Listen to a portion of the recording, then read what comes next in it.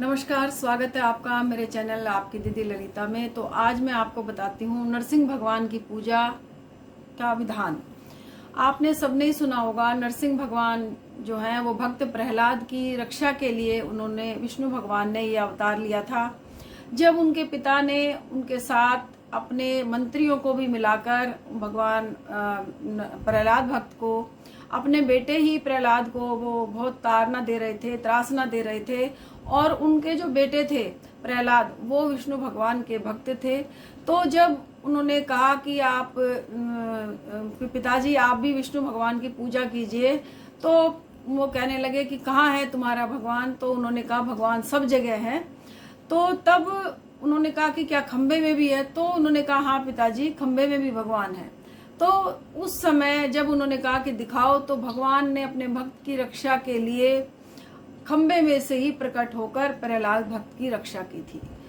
गोधूली बेला थी उस समय, और हिरण्यकश्यप को तो ये वरदान ही था कि मैं बाहर अंदर नहीं मर सकता, ना सुबह शाम भी नहीं मर सकता, ना मैं मानव से, ना दानव से, ना जीव से, ना जंतु से।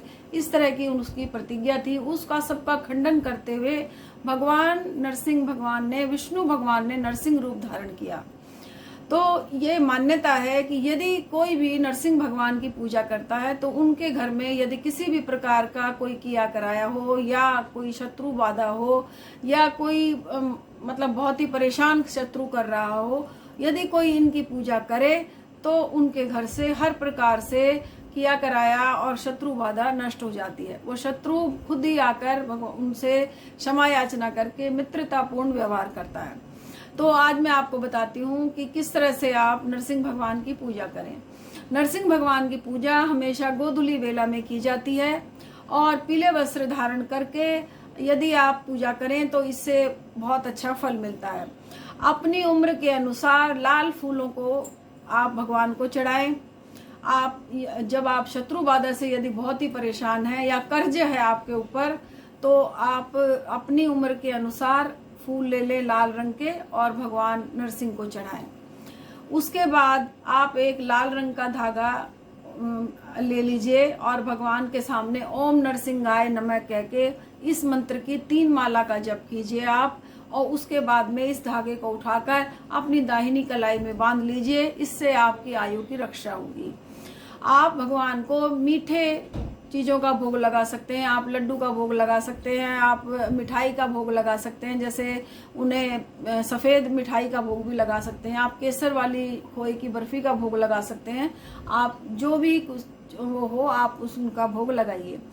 फिर आप नरसिंह भगवान की पूजा के लिए आप सुबह जैसे नहा धोकर आप बैठ जाइए। गोधूली बेला में पति पत्नी दोनों बैठ के आप माला का जाप कीजिए। ओम नरसिंहाय नमः का आप आयु रक्षा के लिए तो 3 माला जाप कीजिए आप, और यदि आप हमेशा अगर इस माला का जाप करना चाहते हैं तो 1 माला का जाप आप निरंतर कीजिए।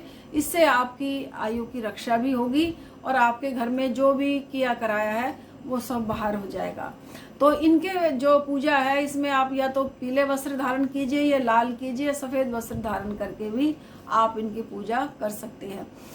के लिए ही मैं आपको एक उपाय और बताती हूँ। आप उसमें यदि बहुत ही संकट आ गया हो आयु के लिए, और किसी भी तरह से कोई रास्ता ना मिल रहा हो, तो आप क्या कीजिए, ओम नरसिंहाय नमः का 11 माला का जाप करके आप चौमुखी दिया जलाइए। एक नारियल पर लाल कपड़े में नारियल को लपेटकर आप उस नारियल को रख दीजिए, और फिर भगवान को अर्पण करके कह दीजिए यदि ये बच्चा ठीक हो जाएगा तो मैं आपका ये नारियल मंदिर में चढ़ा कर आऊँगा।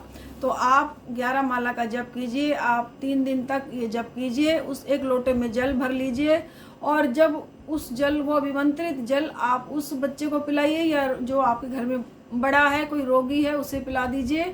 अपने घर में सारे घर में छिड़क दीजिए। इससे आपके घर में जो भी कोई बाधा है, जो भी किसी ने कुछ किया है, या कोई आयु की रक्षा के लिए आयु के ऊपर कोई संकट बन गया है, तो आप इस माला का जाप कीजिए।